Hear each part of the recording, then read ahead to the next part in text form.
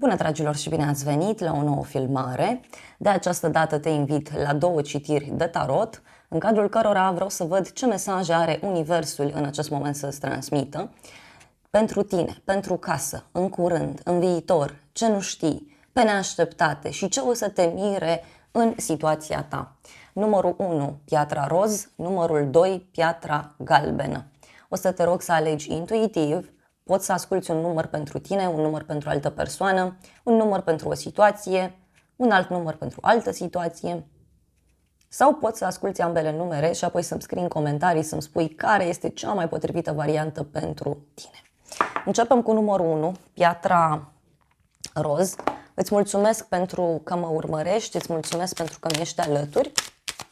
Să vedem numărul 1, piatra roz. Ce trebuie voi să știți? Care sunt mesajele? Numărul 1, ce trebuie să cunoașteți?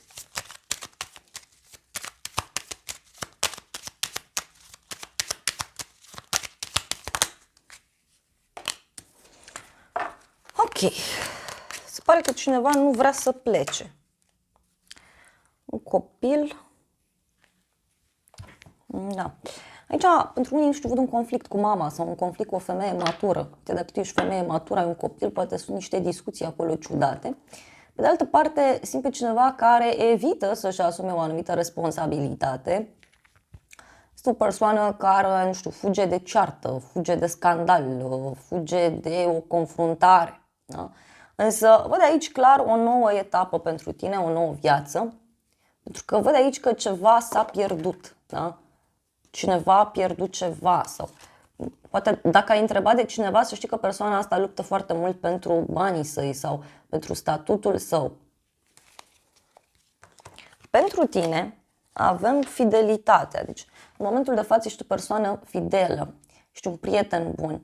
Stai, aștepți, ești alături unei persoane care se află într-o perioadă de suferință sau poate este un prieten sau o persoană dragă ție care îți este alături într-o astfel de perioadă.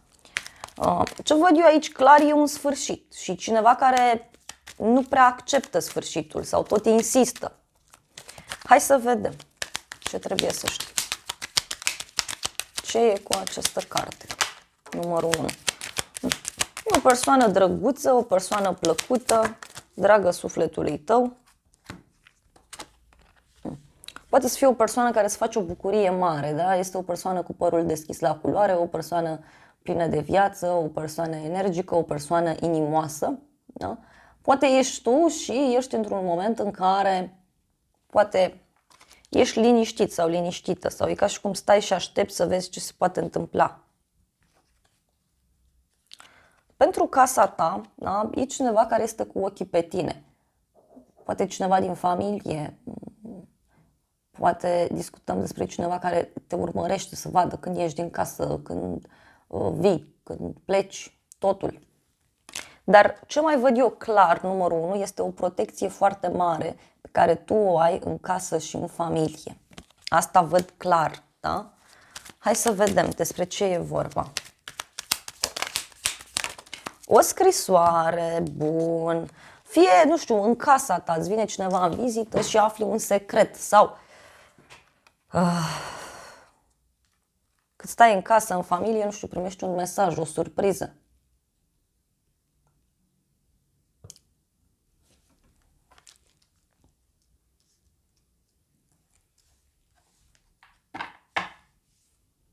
Pentru casa ta, uite, apare o veste surprinzătoare. Este o veste absolut fantastică, da? Cineva care îți dă un mesaj, un apel telefonic sau pentru alții simt energia aceasta, că e ca și cum în casa ta afli un secret sau afli un secret despre o persoană din sufletul tău. În curând, un drum, deci faci un drum aici, poate să te vezi cu cineva, poate cineva vine către tine, de ce nu? Sau poate să fie o schimbare.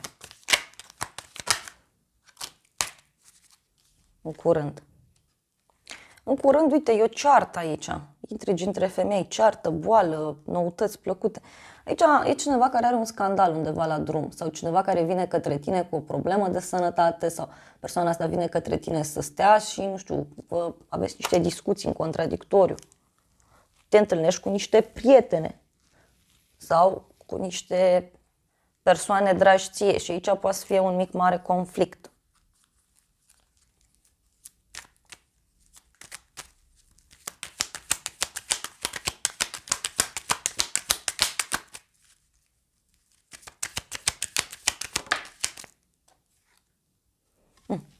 Un prieten sincer.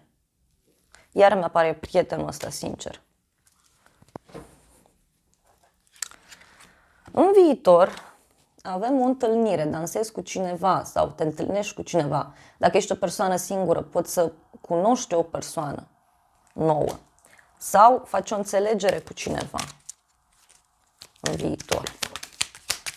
Uite, te întâlnești cu o persoană alături de care tu te simți bine, râzi, glumești, sunt discuții frumoase și o curiozitate plăcută. În viitor, uite, te întâlnești cu cineva, dar interesant este că energia se schimbă tare mult. Deci de la conflictul ăsta de la drum, nu știu, cineva vine la tine și îți povestește, da? Că s-a certat, că are probleme cu prietenii, cu familia, nu știu. Dar, uite, repet, în viitor eu văd aici multă liniște, multă liniște. Te întâlnești cu cineva drag ție, stați de vorbă, vă întrebați diferite lucruri. Dar, uite, poate să fie și ceva legat de un bărbat matur, da? Cineva care vine de la drum, da? Cineva care poate se ocupă cu legea sau poate are de luat o hotărâre importantă. Ce nu știi tu, dorință, aici fie tu nu știi despre cineva care te dorește, fie nu știi despre o a treia persoană. Da? Ia să vedem noi ce-i cu chestia asta.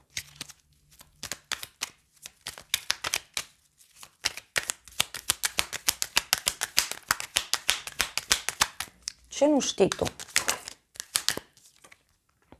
Lacrimi, da? Cineva aici e înlăcrimat, e îndurerat.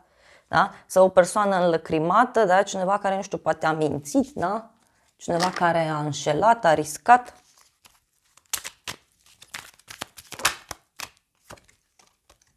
Da, este cineva care, știu eu, și-a încercat norocul și care plânge acum după partea asta cu dorința.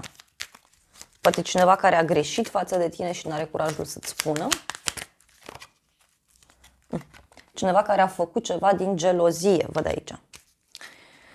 Bun, clarificăm imediat. Hai să vedem pe neașteptate, boală, da? Sau o supărare.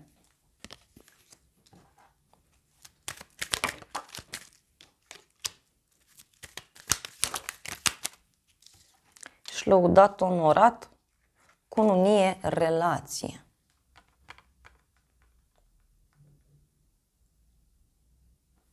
Pe neașteptate, văd aici că ieși bine dintr-o situație cu probleme, da?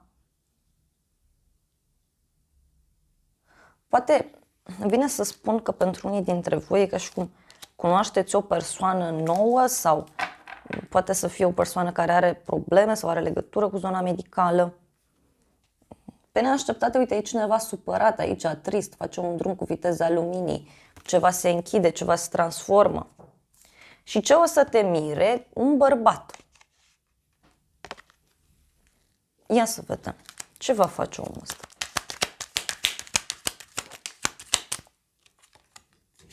Proces și judecată. Deci o să te mire faptul că persoana asta ia o hotărâre. Sau o persoană vicleană. Da, e cineva care zice gata, hai să pedepsim, hai să luăm hotărârea, hai să văd încotro mă duc mai departe.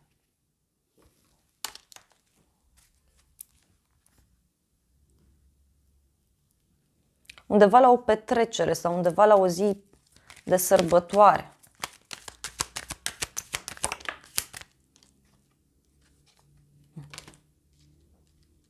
Poate să fie și cineva care are niște piedici sau cineva care vrea să-ți spună niște piedici.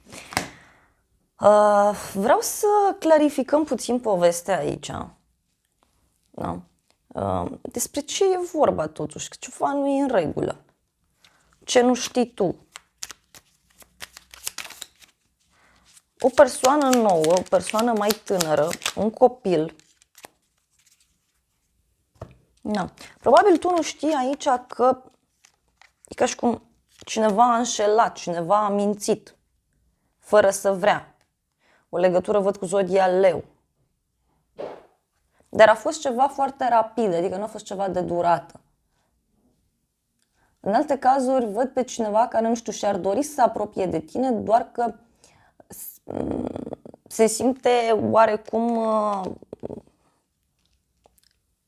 nu știu, se simte jos în fața ta. Dar pentru cei mai mulți e clar aici că e vorba de cineva care a mințit, a manipulat, deci aici e problema.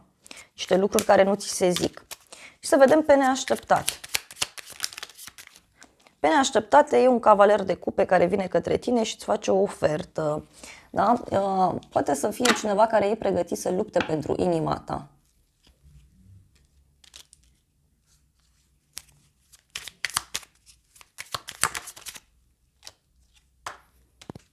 Este o persoană care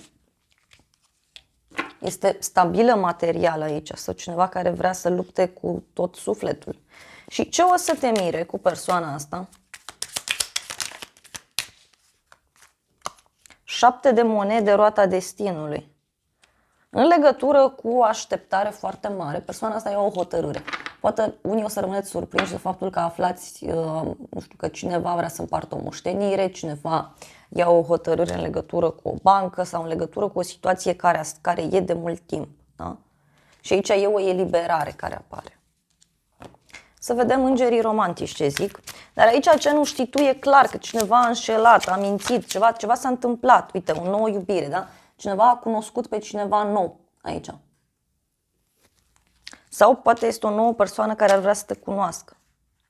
Doar că îngerii zic așa, că cineva poartă o mască falsă în povestea asta, cineva cam minte. Și poate cineva nou care a apărut.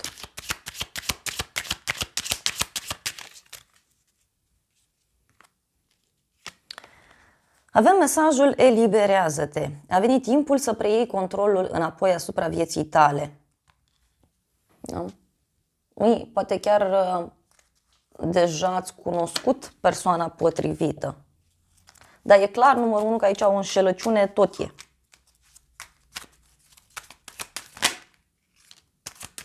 Surpriza este că cineva va renunța la o fostă relație, va renunța la ceva vechi, o fostă colaborare, o fostă prietenie.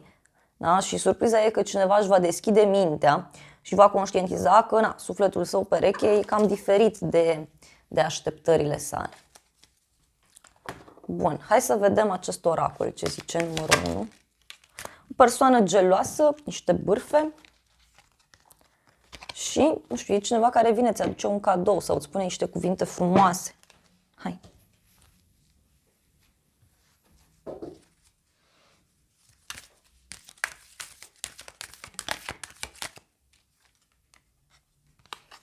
Un inamic aici.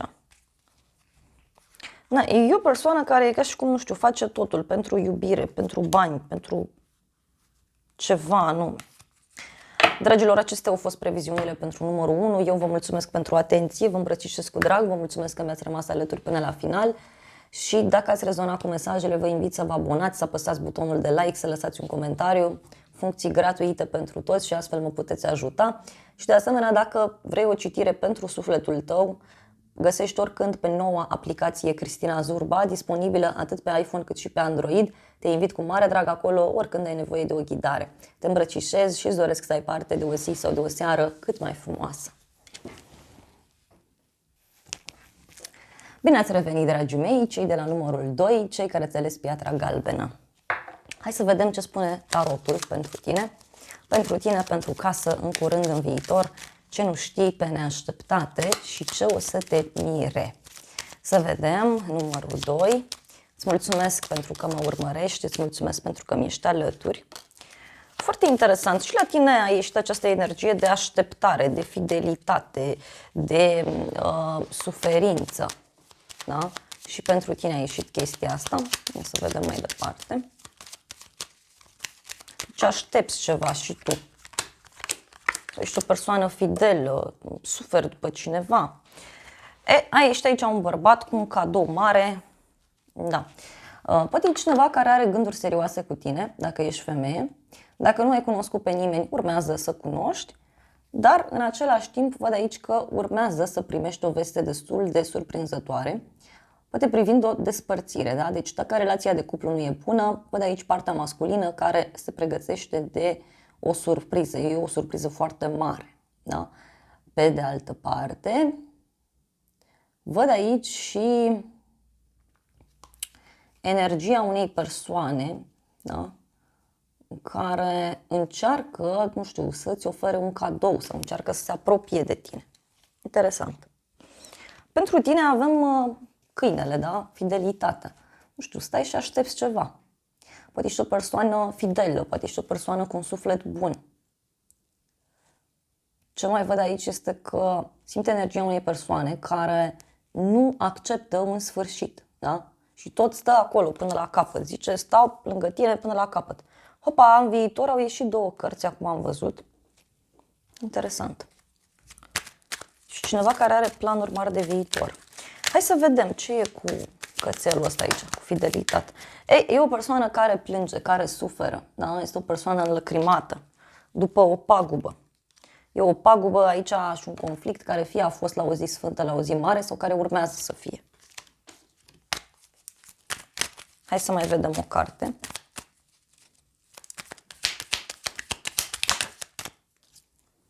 Bani puțini și supărare. Deci aici e o persoană supărată. Este o persoană care fie nu are încredere în el sau în ea, fie este cineva care are probleme financiare. Dar ce văd eu este că e o persoană sufletistă totuși. Da? Poate e vorba de tine. Pentru casa ta o bucurie neașteptată. O surpriză pe care cineva ți-o face. Da? E cineva care îți vine în vizită sau poate o rudă te sună, îți dă un mesaj, un apel telefonic, primești o veste surprinzătoare. Ia să vedem ce e cu toată povestea asta. Ce e cu bucuria asta neașteptată. Un conflict și o veste bună.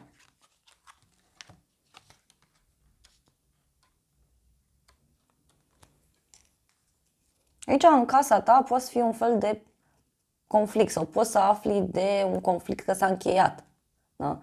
Pentru alții, în urma unei discuții în contradictoriu, în urma unei neînțelegeri, eu văd aici că apare o veste bună. Este ceva ce pe tine te va bucura foarte mult. Da? În curând, un inamic e cineva care, știu eu, nu are intenții bune, cineva care stă, urmărește, pândește, găsește momentul oportun.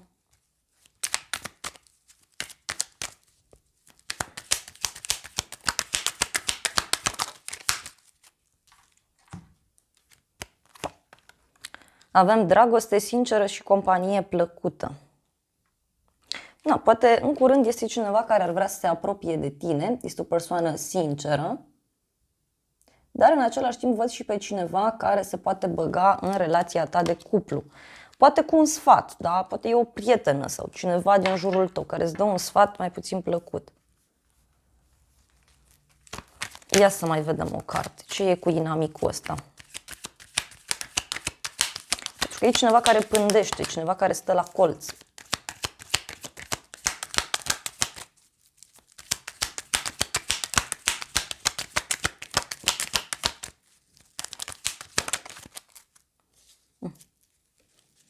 Aici se pare că în curând tu ai un noroc prin toată chestia asta. Poate, nu știu, afli de un inamic.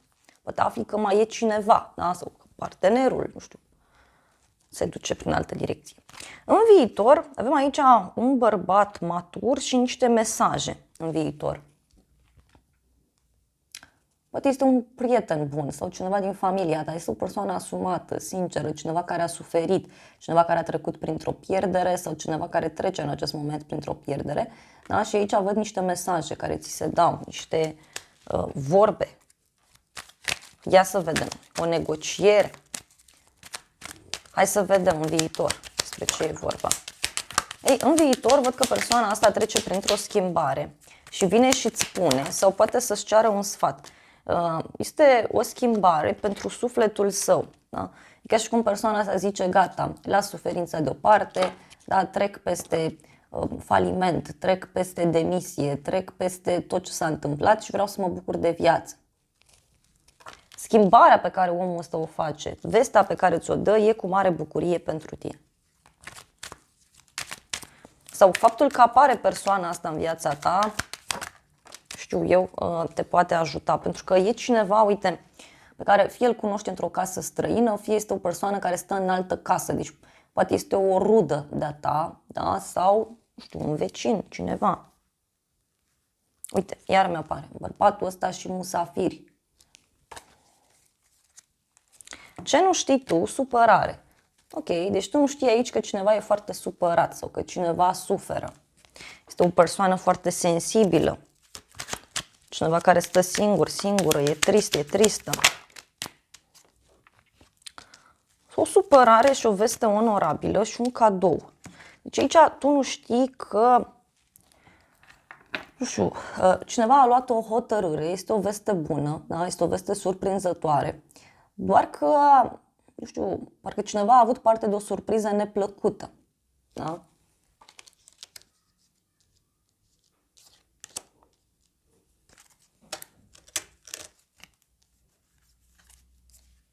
Și poate are legătură cu o hotărâre pe care cineva o ia.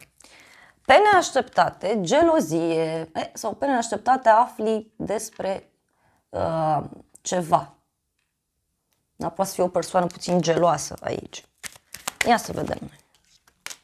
Musafiri. Deci pe neașteptate poate te întâlnești cu cineva care e puțin gelos, geloasă. Da? Și realizarea dorințelor. Deci pe neașteptate aici poate, nu știu, tu afli despre faptul că cineva joacă pe două fronturi. Sau pe neașteptate poate îți vine cineva în vizită, da? Și poate e puțin invidios sau invidioasă. Poate e o persoană nouă pe care o cunoști. Da? Mergi undeva în vizită și acolo poate cunoști pe cineva. Ce o să te mire în toată povestea asta este ceva ce se întâmplă la o zi mare, la o zi sfântă, sau ce o să te mire în toată povestea asta este o persoană pe care tu o respecti foarte, foarte mult. Hai să vedem Marele Preot sau Preotul. Ce o să te surprinde este o veste despre un final undeva la o petrecere sau undeva într-o adunare de oameni. Poate e o nuntă care se amână sau poate e vorba de o petrecere care are loc.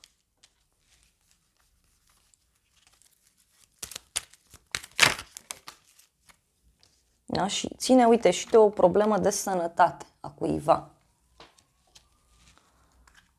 Hai să vedem așadar, să vedem aici ce nu știi tu, ce e cu supărarea asta.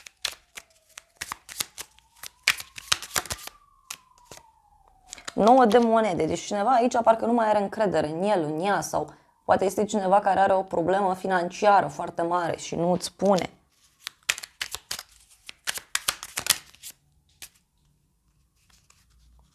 S-a întors o carte, 9 de bâte, regina de cupe. Deci este cineva care se află într-o așteptare, cineva care simte că nu mai poate, da? Că a ajuns la un sfârșit. Pentru unii puteți să aveți o legătură cu zodii de apă, rac, scorpion sau pești. Da? Să vedem pe neașteptate și cu gelozia asta.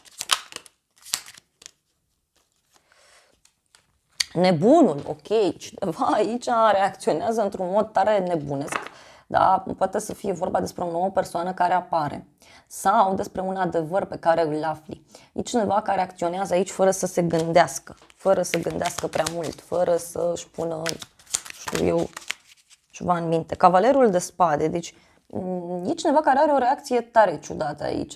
E ca și cum stai cu cineva de vorbă și primești un apel telefonic, un mesaj și de acolo începe toată povestea. Este vorba despre un rege de spade, deci cineva care are niște planuri, strategii legate de iubire, da? Doar că este o persoană misterioasă, secretoasă. Poate persoana asta are niște secrete și atunci tu le afli.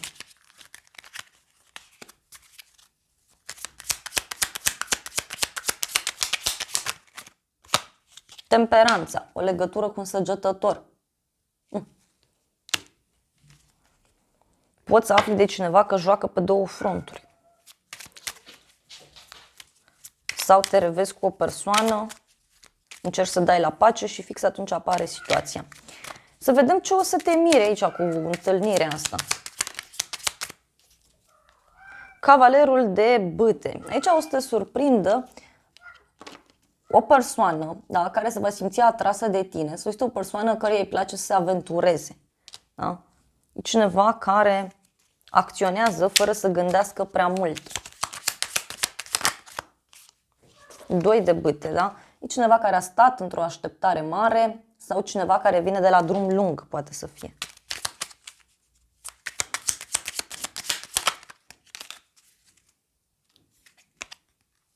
Regina de monede, uite, o legătură cu o zodie de pământ, Taur, Fecioară, Capricorn.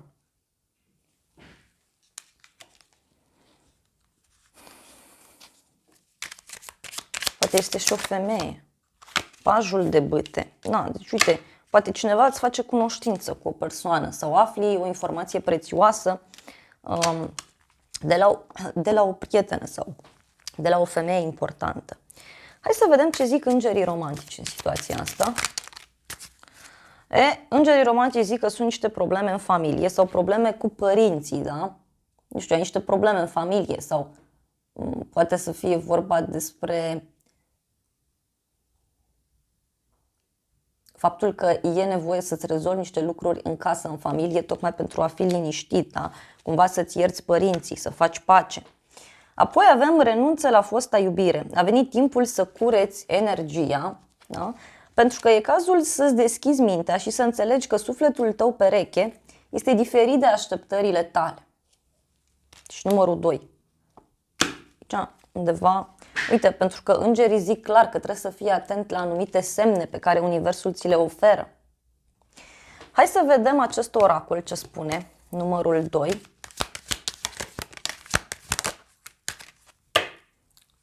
Cineva care se mișcă încet, da, este o persoană care vrea să te protejeze sau cineva care este foarte tăcut sau tăcută. Este cineva care găsește o soluție aici. Schimbare, puritate. Da. Poate tu ușor te îndrepți către un alt rând, te îndrepți către schimbare, te îndrepți către bucurie. Și uite, este vorba despre o alegere, da? În legătură cu banii sau în legătură cu abundența. Și aici văd și o persoană geloasă. Da. Dragilor, acestea au fost previziunile pentru numărul 2. Eu vă mulțumesc pentru atenție, vă îmbrățișez cu drag, vă mulțumesc că mi-ați rămas alături până la final. Sper din suflet să fie de folos informațiile și dacă ai rezonat cu mesajele, te invit să-mi lași un comentariu, să apeși butonul de like, să distribui videoclipul și de asemenea te invit să te abonezi canalului dacă n-ai făcut-o deja, să apeși butonul subscribe, este absolut gratuit pentru toată lumea. Așa mă ajuți, te îmbrățișez, îți mulțumesc încă o dată că mi-ai fost alături și îți doresc să ai parte de o zi sau de o seară cât mai frumoasă.